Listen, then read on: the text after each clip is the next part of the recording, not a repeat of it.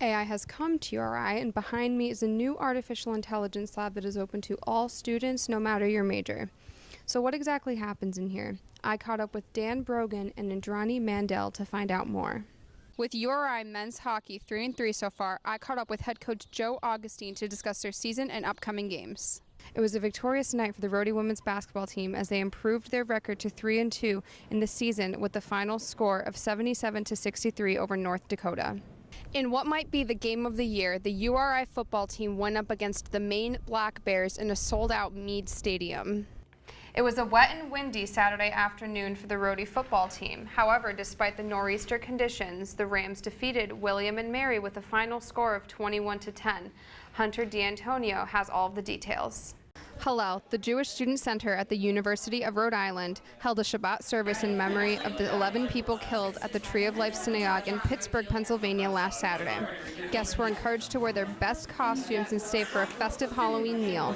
I caught up with service leader Alicia Ravage after the service. So originally this was supposed to be our Halloween Shabbat. It was going to be a super fun service, but unfortunately with the tragedy that occurred last weekend, we changed everything and we made it into a memorial service where we said some prayers about coming together as a community, and we all took a moment of silence together, and it was very nice. The most I heard from them was probably the vigil, but they were very helpful during the vigil. The Multicultural Center allowed us to use their space for the vigil. The counseling center was there for counseling hours for whatever students needed. I also met with the counseling to see how I could be a resource to students. President Julie also spoke at the vigil, so I think that they were pretty helpful, and I know that the police and other organizations on campus did contact Amy following in, and we're hoping to have the police come talk to us in the next few weeks to kind of talk about safety protocol.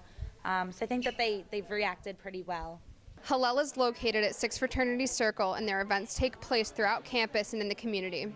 They have more exciting events throughout the month, so keep an eye out. I'm Nicoletta Bianchi, 5 Cent Cigar News.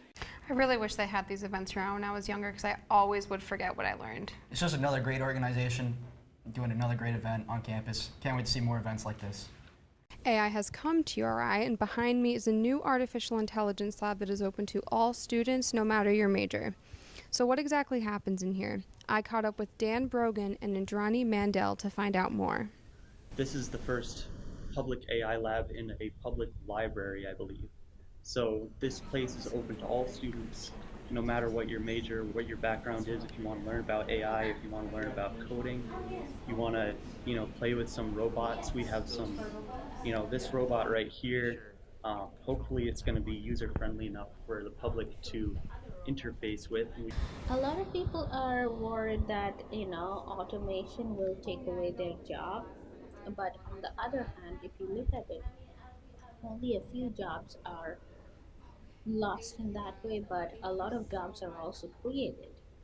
Jobs did not exist in the past are also created, so that's a misconception that jobs are only lost and nothing is really created in the process. We are holding several workshops, which at this point are Python and R.